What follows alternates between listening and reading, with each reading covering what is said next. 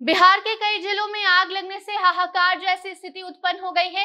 जंगल, बिजली कार्यालय और एलआईसी ऑफिस में आग लगने से तांडव मच गया, तो वहीं दुकान जली है, तो कहीं किसी का घर जलकर राख हो गया है। खेतों में भी आग लगने से करोड़ों रुपए नुकसान हुए हैं। गर्मी शुरू होते ही तेज हवा के कारण आग लगने से बिहार में करोड़ों रुपए का नुकसान हो गया है, तो कहीं किसी का घर राख हो गया है।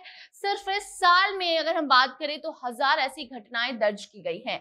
8 से 10 दिनों की बात करें तो खेत खलियान से लगातार आग लगने की खबरें सामने आ रही हैं। हाल ही में सासाराम में 400 बीघे की फसल जलकर राख हो गई। सिवान में भी एक सप्ताह के अंदर करोड़ों रुपए का नुकसान हुआ है। बताएंगे किस तरीके से बिहार में चारों तरफ आग ही आग का तांडव मचा हुआ है। ऐसे में किसानों को क्या कुछ उपाय करने हैं जिससे उनका फसल बर्बाद ना हो, यह आपको हम आगे खबर में बताएंगे। साथ ही ये भी बताएंगे कि सरकार के द्वारा क्या कुछ मुआवजा देने का प्रावधान है। साथ ही ये भी बताएंगे कि किस तरीके से जो किसान है या फिर जो आम जनता है जिनका मकान जला है, जिनकी दुकानें जली हैं, वो क्या कुछ कह रहे हैं, किस तरीके से वो नीतीश कुमार से सहायता मांग रहे हैं। लेकिन नीतीश कुमार तो दिल्ली घूम रहे हैं। अब नमस्कार, आप जनता जंक्शन देख रहे हैं और मैं आपके साथ वंदना पांडे।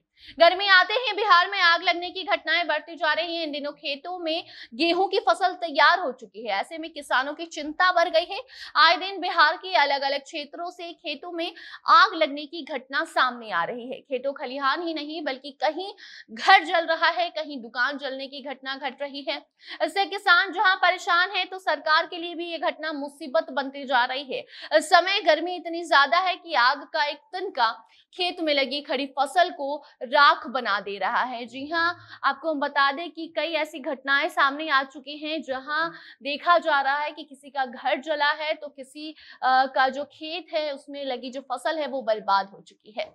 बिहार के कई जिलों से एक सप्ताह की अगर हम बात करें तो अगलगी की घटनाएं सामने आई हैं, जिससे भीषण तबाही हुई है। करोड़ों रुपए का नुकसान हुआ है। कई मकान जलकर राख हो गए हैं, कहीं दुकान जली है, कहीं शॉर्ट सर्किट से निकली हुई एक चिंगारी से ये पूरी घटना हुई है, तो कहीं खाना बनाने के दौरान आग लगी है। इससे लोग काफी ज्यादा परेशान हैं क्योंकि ये हवा काफी खतरनाक है। अभी बिहार के किसानों के लिए और गरीबों पर आफत बनकर ये गर्मी और गर्मी में चल रही ये हवा आफत बनकर टूट पड़ी है। जी हाँ, गरीब नीतीश कुमार से अब गुहार लगा रहे हैं कि उनको मुआवजा दी जाए। जो किसान है वो भी राज्य सरकार से मुआवजे की मांग कर रहे हैं और इसके पीछे का जो कारण है वो आपको हम बताते हैं। अभी तक करोड़ों रुपए की संपत्ति जलकर खाक हुई है। आपदा विभाग के द्वारा जारी की गई रिपोर्ट के अनुसार अभी तक करीब 9 से 71 घटनाएं दर्ज हुई हैं। सिवान जिले में एक सप्ताह के अंदर आग ने तबाही कुछ ऐसी मचाई है कि सैकड़ों किसानों की खेती बर्बाद हो गई है। करीब 1 करोड़ से ज्यादा का नुकसान हुआ है। वहीं सासाराम में 14 घटनाएं हुई हैं। 400 बीघा की फसल जलकर राख हुई है। गोपालगंज की अगर बात करें तो 24 घटनाएं हुई हैं। 80 लाख रुपए का नुकसान हुआ है, रिपोर्ट में बताया गया है।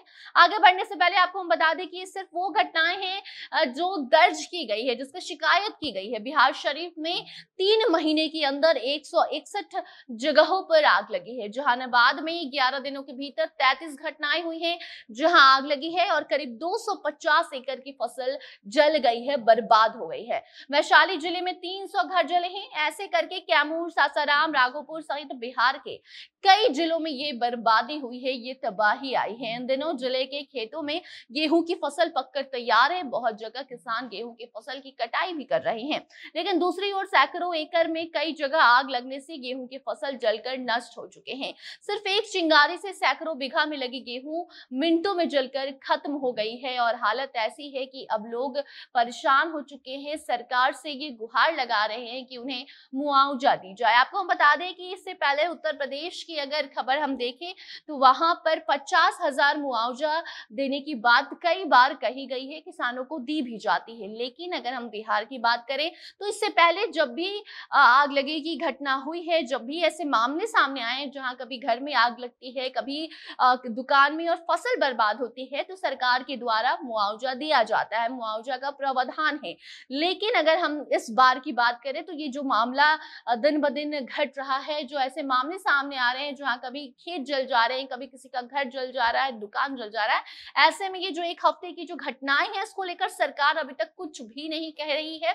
सरकार इस पर कोई भी टिप्पणी नहीं दी है। जो लोग हैं जो सहायता की मांग कर रहे हैं उन्हें सहायता भी नहीं दी जा रही है। बाकी आपको हम बता दें कि जो कृषि वैज्ञानिक हैं उनका कहना है कि किसानों को कुछ ऐसे उपाय अपनाने होंगे, उपाय करने होंगे जिससे कि उनकी जो किसानी है, वो जो मेहनत है वो बर्बाद ना हो सके। जो फसल बर्बाद हो रहे हैं उस पर नियंत्रण पाने के लिए किसानों को खासकर जो अपने खेत है उसमें जैसे सिगरेट या फिर कोई भी जो धूम्रपान जो करते हैं ऐसी चीजों के सेवन से दूरी बनाकर रखनी है। अगर घर में खाना भी बन रहा है तो कोई भी चूल्हा हो उस पर भी आपको ध्यान रखना है कि कहीं से भी किसी भी तरीके से खेत में आग की वो चिंगारी ना पहुंचे और ऐसी घटनाएं ना हो, क्योंकि पछुआ हवा चल रही है और ऐसे में ये घटनाएं ज्यादा होती हैं इस मौसम में। खासकर अप्रैल में और जून में ऐसे मामले देखने को मिलते हैं। तो कृषि वैज्ञानिक जो हैं वो भी किसानों को लगातार सचेत कर रहे हैं, उनसे कह रहे हैं कि आग से दूरी बनाकर रखें, खासकर खेतों में